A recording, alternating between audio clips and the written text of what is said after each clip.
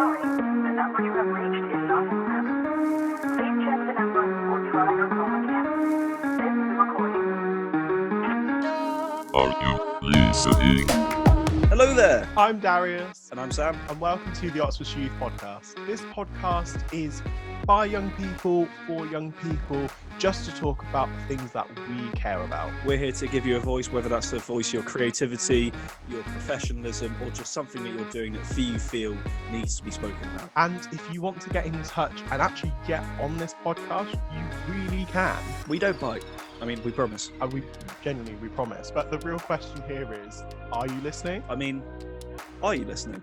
Are you listening? Are you listening? Let's just get on into the podcast. Welcome back to the Black Lives Matter mini-series. There are some themes within this mini-series that may be upsetting to you. If it is triggering to you, themes of racism, bullying, and various other things, please we implore you to listen to another one of our podcasts that will be much more beneficial to you.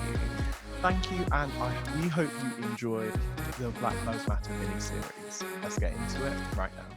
Hi everyone, it's Darius here again, here on the Oxford Youth Podcast. We are still in the Black Lives Matter mini-series, and today we are on the next episode of Fantastic Allies and Where to Find Them. We have truly had some amazing conversations over this podcast mini-series. Like, how have you guys been finding it? Have you been enjoying it? Have you been learning from it? I really, really hope you have been. Today we are going to have on Raf, Gabriela, Hana. Now, every single one of them are absolutely phenomenal. Raf basically is like my big brother. I've known him since secondary school, and yeah, he's just been like such a lovely, kind person. I mean, to be fair, in school he wasn't he was annoying in school, but he was lovely. He's been like the coolest person that I've ever known.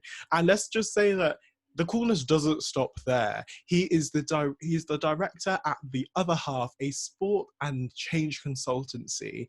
He's currently working on a project with the NHS, and he's the host of another podcast called Raf Chats, where he talks to professors, businessmen and women, academics and athletes, which is absolutely amazing. After you've listened to this whole mini-series, I would highly recommend you checking out Raf Chats. Gabriela, she is an artist and creative writer, and she's absolutely fantastic. If you have not checked out her artwork on Collective Conversation and also on her Instagram, which we will ask her more about later, but it's just absolutely divine. Like, you need to go and see it.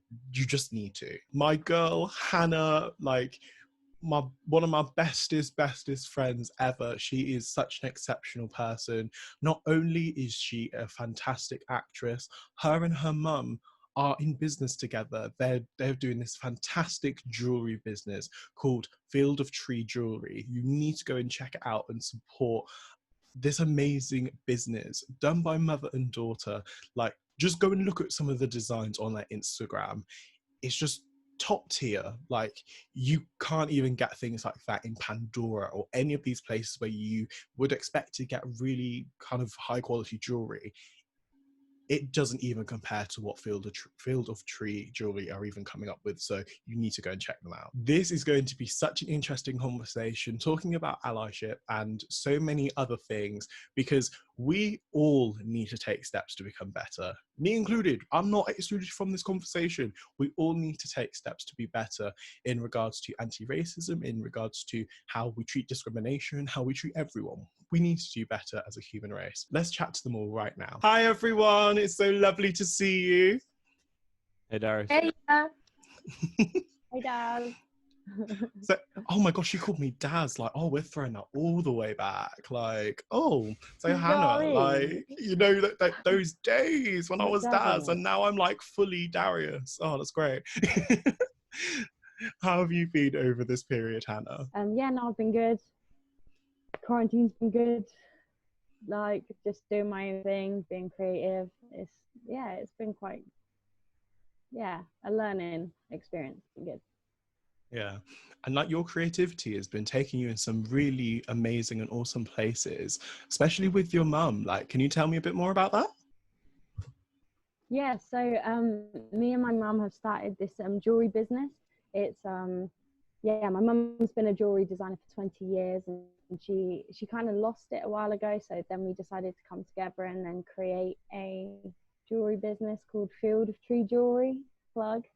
But yeah, it's going really well at the moment. We're kind of like, there's times when it's a little bit of a struggle to like stay motivated to keep pushing, but at the moment we're just hoping it stays how it is. It's doing well.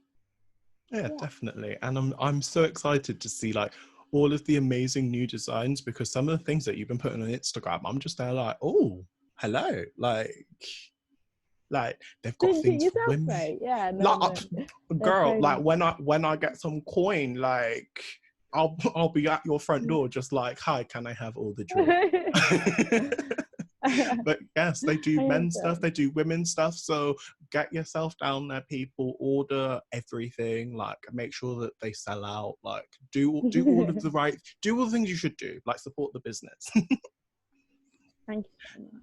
That's okay. Gabriela, how are you? How have you been over this fun period that we've been calling quarantine? Hello, Darius. Thank you for having me. I've been all right throughout the quarantine. It wasn't like that easy, but I don't think it has been easy for anyone. Yeah. But this past week, I just moved to London. Just want to focus on my career, so that's been a bit of a big step for me. But I felt ready, and yeah, I'm settling in my new place, but that's where I'm at right now. And yeah, I was looking forward to work with people in the city, and yeah, that's That's amazing. And also, like, as well as being like fantastically creative, like I've seen some amazing work from you on Collective Conversations, because you are a brilliant artist. Like, where can people find out more about your fantastic art? Thank you.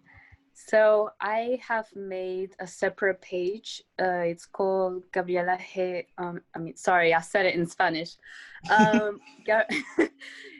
It's called at Gabriela. Actually, no, I changed the name. I'm sorry.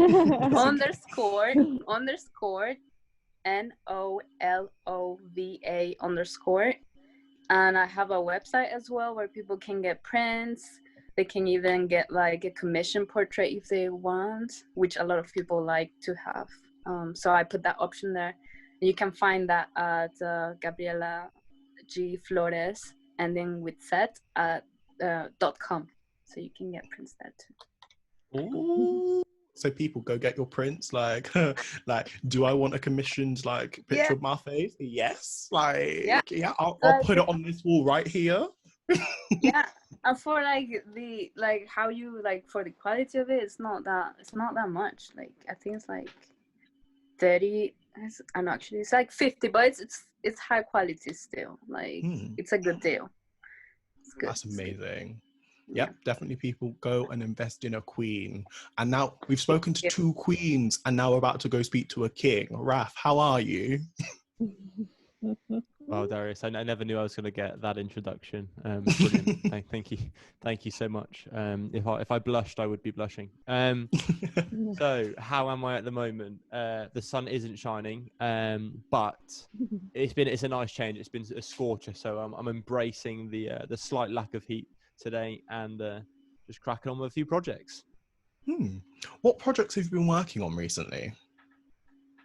So Darius, I've been fortunate enough the last couple of years to work for a sports business consultancy. The stuff I mainly do is around change management. So going into firms and looking at what they do and looking at how they might want to change things, or looking at their culture.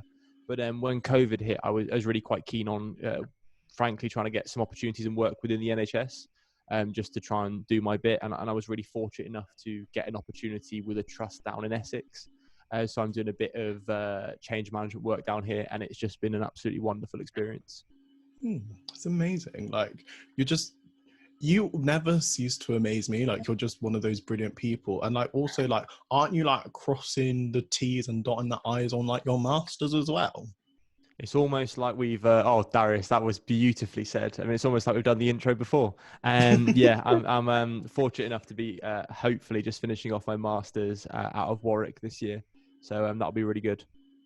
Wow, that's absolutely amazing. Like, I'm proud to say I've known you for a good while now, and like as I joked in the intro, like I said you were annoying, but like you're like annoying in the way that like a big brother's annoying. So it's like it's fine, like it's lovely. I'll take that as a wholesome compliment, Darius. I'll take that in the best way. Thank you. So we're going to get into this. Over the last couple of episodes, we have been getting into some really deep conversations about allyship, not just for Black Lives Matter, but for anti-racism and discrimination and so many other things. So we're just going to get right into the depths of it. So my first question for you all is, when you first heard the news and of the disgusting, brutal murders of George Floyd, Breonna Taylor, and Ahmaud Arbery, and the countless others, how did you react to that? Hannah, we'll start with you. I think although I've actually witnessed brutality before, even though I'd seen it, it was still kind of like you don't realize it's real. I think as well, like growing up in such a small town like Bicester, we are so fortunate that we essentially get to choose what we do and don't see. Like with the new, we only see what's in our town, or we'll only see what we choose, what channel we choose to flick on. So like, even though I was aware of it, I think it's still just like, it really did shock me. And yeah, it annoys me that it shocked me. Like it really does. Like it should have been something I was aware about more, and I don't know. Yeah, but I am like glad. Well, I'm not glad at all.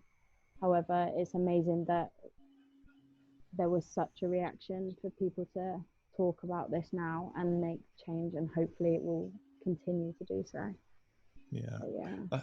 That's a completely understandable reaction, because like even though it's not good what happened, the timing of it, us being in like lockdown, kind of made it good, because everyone was forced to watch, everyone was forced to listen and kind of take it in and hopefully make a change on it. So I wholeheartedly agree with what you just said.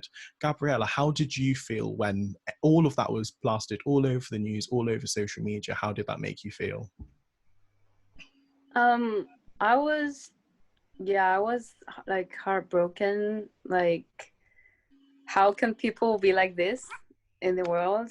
But like growing up as well, like Latin America has, you know, especially Panama in general, is not like a rich country, you know. So I remember being a kid and going to the grocery store, and they have like a way of portraying media that is very graphic. And I remember just like the front of the grocery stores were filled with different newspapers, and the front page it depended of the newspaper, but there was you would constantly see very graphic images of killings.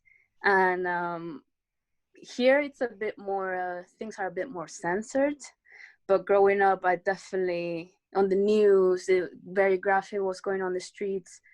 So it was it makes you think that there's a lot of bad people in the world. And I'm glad that it had a lot of impact globally, you know. Yeah. Thank you. Raf, how did you feel seeing all of these people from all around the world in different countries uniting together in such a way to tell everyone that Black Lives Matter? How did that make you feel?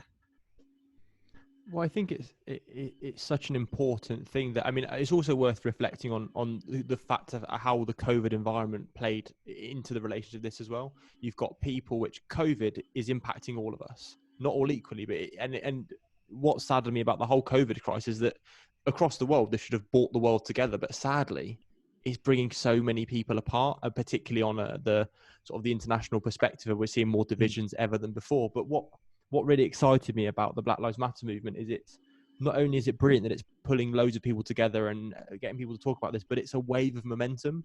The question you asked to the other two around shock, it is interesting, because I wasn't so much shocked, because this is, I'm not going to say it's a common occurrence in America, but particularly in the UK, we're relatively, I'm not saying the police isn't racist here, but I'm saying that compared to the US, I would argue we're in a much, much better space. Still needs lots of improvement, but over there, and it's not just within the black community. This hits Hispanics to the core. Yeah. I mean, I do a bit of work with a good Filipino friend of mine over in California. And obviously, California is it's a very, very liberal state. But it is incredible the amount of prejudice that he's faced from the police. So it's something that we're all aware of, but I think that the sort of the George Floyd case and the number of cases after that have really brought it to the forefront, and it gives us this unique opportunity to actually tackle these issues head on. Thank you. And I think it's brilliant that you also mentioned about like the Hispanic community as well, because I remember going to Los Angeles and being in a taxi, and the taxi driver saying to me and my parents, oh, like, this is like the Hispanic side of town, but I wouldn't trust anyone over here. And it's like, wait, but why? Like, what have they done to you, or what have they done to like anyone to warrant what you've just said? And we even brought up with him in the car. It's like, what have they done? Like, why are you saying that? And he kind of like was mumbling under his breath, being like, oh no, you just shouldn't trust them. I was like, well, but no, like, that's not a valid argument.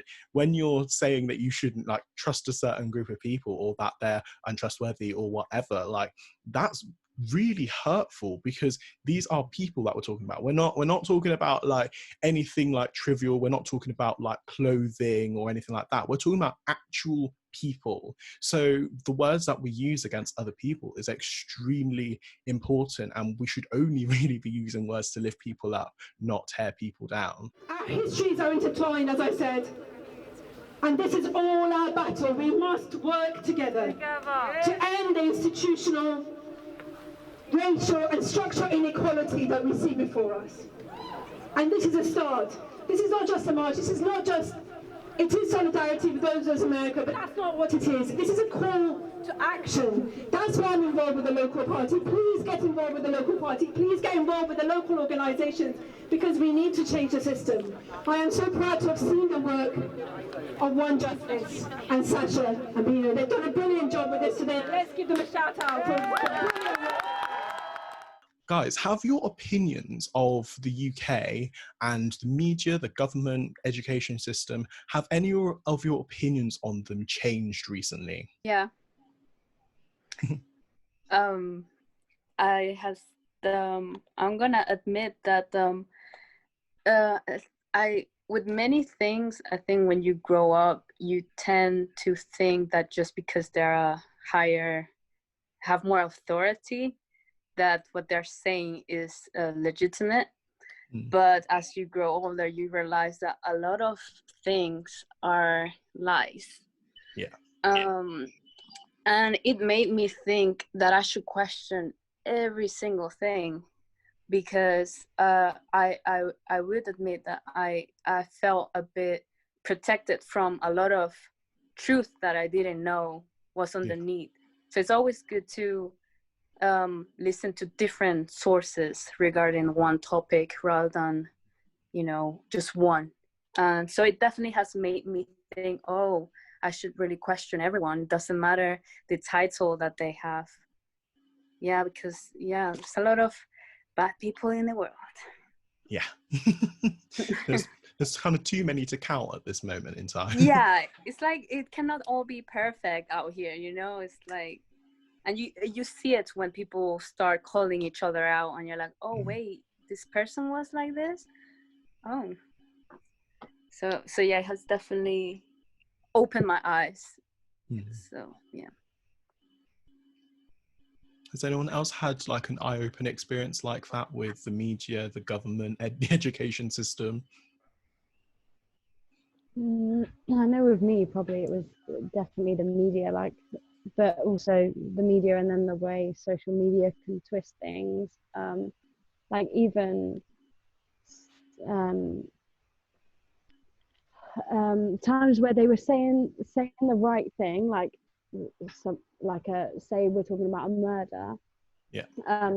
They would talk about that, but then which is true, at the end of the day it was a murder, but the the lead ups are all completely wrong, or Yeah. but then I don't even trust if they're wrong because I'm still seeing it from a screen. So like, is it wrong? I wasn't there. So then you never know. Like, yeah, it's a tricky thing. That's why I find it so hard to form an opinion sometimes, because I'm like, well, like I said earlier, we're from a small town. I'm seeing this stuff on the media and it's shocking me, but then is it even true? Like Gabriela said, like I don't know anymore. I think it's it's interesting to look at the language as well. I mean, the thing with the media, I mean, I've been unfortunate enough to be on the wrong end of some significant negative press in a number of my roles before with the BBC. And it's really interesting, particularly at a local level, when they'll publish stories which they haven't actually fact checked. And then you have to sort of go on live to sort of say to them, no, you've got X, Y, and Z wrong. And I think this happens on a national and international level. I mean, one of the biggest eye openers for me was the subtle nuances in language that they use for different things. So effectively, you had lots of different protests. So you had some of the far right wing protests in America, and you had let's just call them left wing protests, whether that be Black Lives Matters or whatever causes that may be.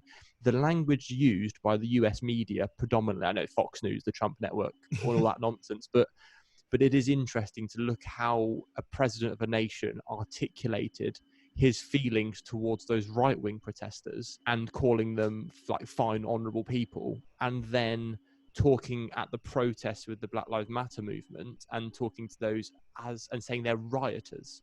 Yeah. And I think there's so many interesting nuances there, and you've seen it throughout history where politicians have leveraged civil I'm not going to call it civil chaos, but all these instances to push their own agendas. So, for example, I'm sure that there'll be instances where those peaceful protests will have possibly become riots due to intervention from outside sources. So I think that for me, it's the more the manipulation that has come to the forefront more than ever before.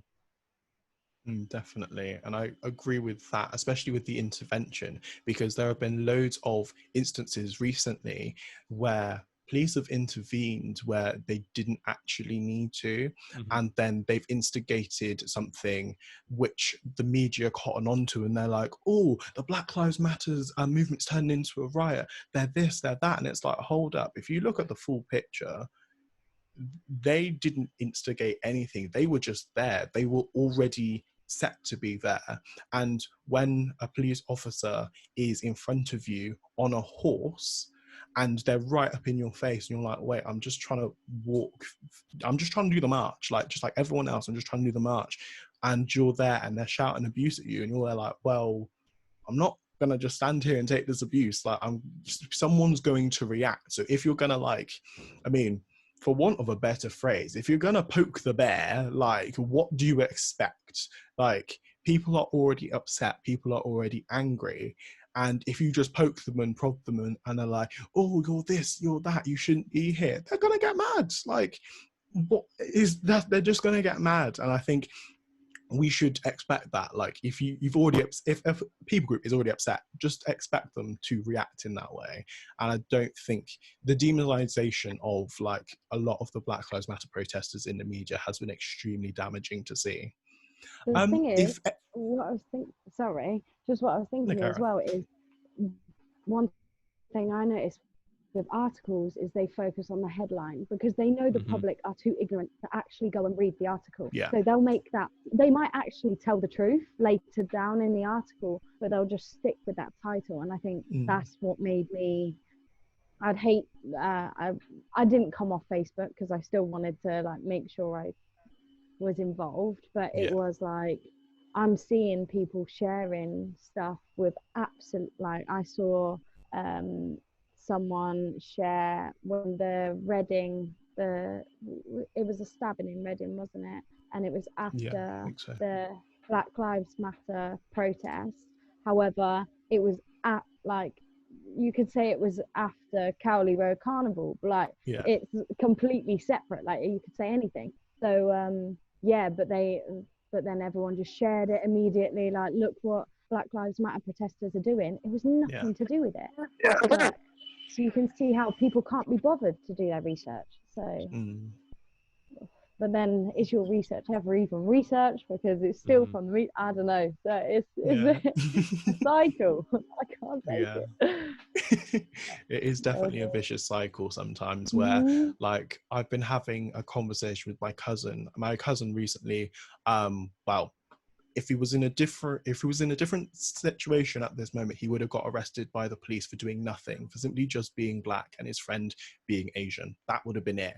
That was the only crime, I'm air quoting this, that they committed.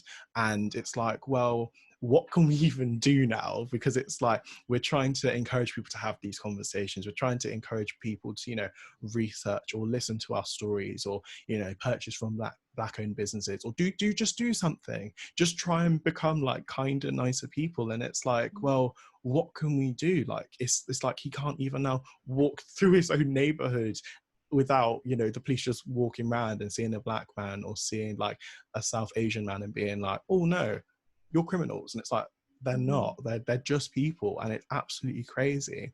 If any of you guys feel comfortable sharing, I completely understand if you don't, because it's a heavy topic, but have any of you guys ever been a victim of racism? I think so I never really thought about it when I was living in Panama. I grew up there for 18 years because pretty much everybody's the same skin tone as me. But when I moved here in the UK, I remember it had been like a month, and all of a sudden I was just walking on the sidewalk and I had like just a thought, oh my God, people can be racist towards me? Yeah. Because it didn't really click, but it clicked back then. And I remember like I felt like it really like shocked me to an extent, because it was something that I was like worried, because I never had to think much about it. But then back home, there's a lot of racism as well in the school as well. It's I have witnessed a lot of like racial slurs at school, and teachers would not say anything because they're so like desensitized, you know, not just because you don't have to be you can be, I think you can be any color and still be racist. Like, it doesn't matter. And I like know people are so yeah. But then like here, the racism that I have, because people like to be so about this stuff because they don't want to be called out, you know, but they know, and you know when it is happening. But I haven't fully had someone say something that was very overtly racist, that was like go back, or like calling out my color or something like that. But there's been definitely instances where people are mean for no reason, and you think, is it my skin color or is it just me? Because you don't know, and you haven't done anything to them. Then there's another side, I feel, to women. That is, you get fetishized a lot. I have experienced a lot of that, and it comes across with a lot of the flirting, especially when someone sees you the first time. I get mainly this with the guys. You know, they see me, a couple sentences after, where you from? Like, instant. Like, they just want to know. They just want to have an image. Oh, nice. And now they act a bit different when they're a bit more attracted, you know. Women don't really do that to me. It's always been men who have been very quick. That one time I was at the bus stop. It happens a lot in this area of fetishizing and sexualizing people of color, Black people as well. I remember I was waiting for the bus, and this white guy just comes along, crosses the street, and he's like waiting a couple minutes, like he's just gathering some courage, or I don't know what it is. Then he comes next to me, and he's like, oh, like for him, I probably look like out of this world, because he was just like, where are you from, how long have you been here, the usual, like, your English is so good, blah blah blah, like, we don't speak English, you don't speak English, you can only speak English in the UK and US, like oh, thank you. And like, you look so exotic, and it's like, man, like, what am I to you, like, my fruit to you, like, am I a mango to you? That completely turns me off. Like, just, I don't want to speak to this person. It objectifies a lot, and it separates from wanting to know the person, you know. So yeah, there's different ways that I have experienced it, but nothing that was very obvious, that was like, you know, those videos that go viral with the Karen. Nothing like that, but it's been more mild. Okay. Yeah.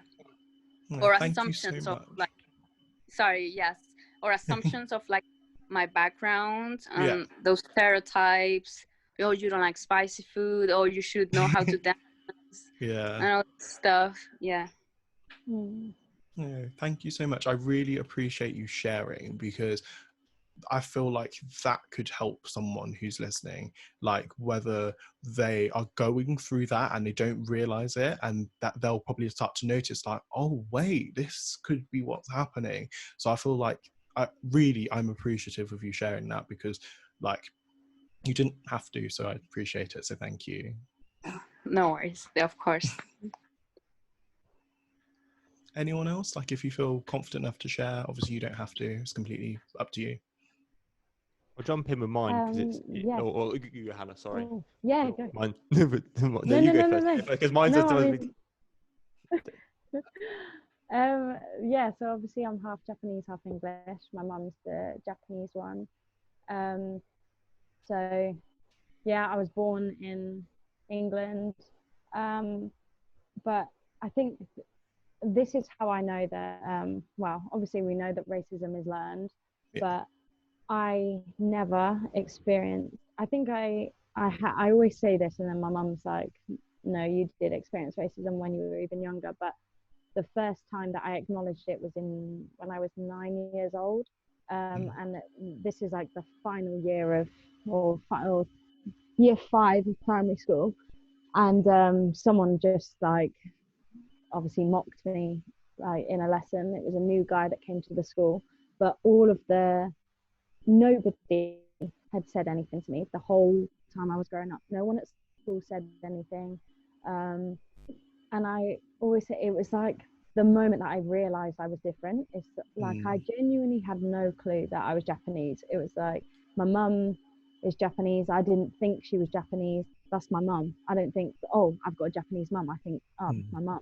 So yeah, I always say, like, I didn't realize. And in secondary school, a new school, new people, new prejudices, and yeah, I did suffer it quite badly until I accepted my race. And I think I didn't, because I thought I was white. I'll be honest with you. I literally thought, like, I'm half white, but I really thought I was, like, just normal for England. And then yeah, so to be told you're different was quite a big shock. And then it was only when I accepted my race that genuinely, even street bullying from random people, nearly every time was someone who didn't know me that would racially comment. But it was only when I just had this confidence, or like just changed from appearing insecure. I don't know what it is, but one day I stood up to someone who abused me in the street, and I got such a good reception. And then I mean, you all know I have had racial abuse recently as well, with coronavirus. So yeah, that's been hard. It's been hard on my mum. But yeah, it really is a case of you just need to know yourself. You need to be proud of your race. Like that scares racists. It really does. Like they don't want to say anything because, oh wait, yeah, like you can't bully someone who is proud of the thing that you're bullying. Exactly. So yeah, that's probably the biggest message I have to anyone who has or will experience racism. I also want to say, like, I am lucky to say that my racism, especially in the UK, is definitely on the forefront. Like, yes, I don't know if that makes sense, but I get it, but then it's gone. Whereas I think the difference with me and you, Darius, is you have to live somewhat in a system where you know that could make a difference on your job, or make a in who decides to. I have that, but not to the same extent. So it's crazy. What were you gonna say there?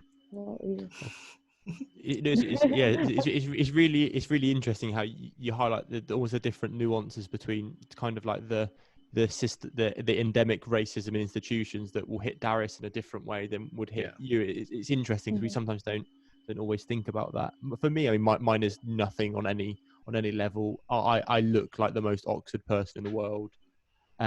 So I've never really, but the interesting one is particularly when I go to the States, obviously you're conversing with people, particularly when I get to the border, and then, they're really nice to me. I whack out my passport.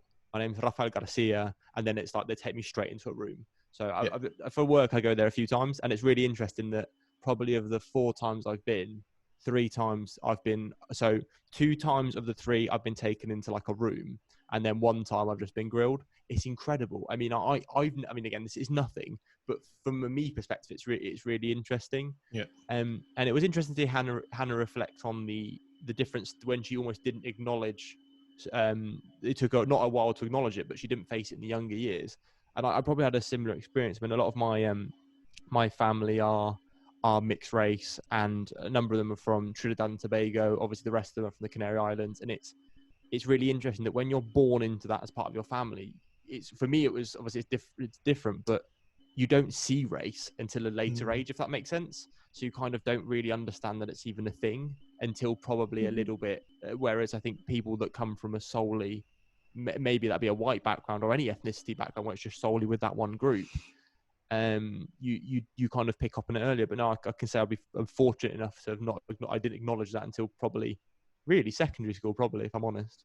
Okay, thank you all so much for sharing. I really, really do appreciate that, because like all of our journeys have been different. All of the things that we've experienced has been different. And I feel like when we are all looking at allyship, specifically with anti-racism and Black Lives Matter, it's extremely important to look at the individual things that we've been through, but not let that be our driving force. It's like all of our things are individual, because like I can't in any way say that I know what it's like to be, fetishized in the same way that a woman would be. I don't know what that's like. I can never know what that's like. And Hannah, I can never know your struggle. Like, I just don't, because it's different. And like, obviously there are different levels of like privilege and everything, but everyone is going through something. And I think when we collectively as a world realize that is when some things will start to change.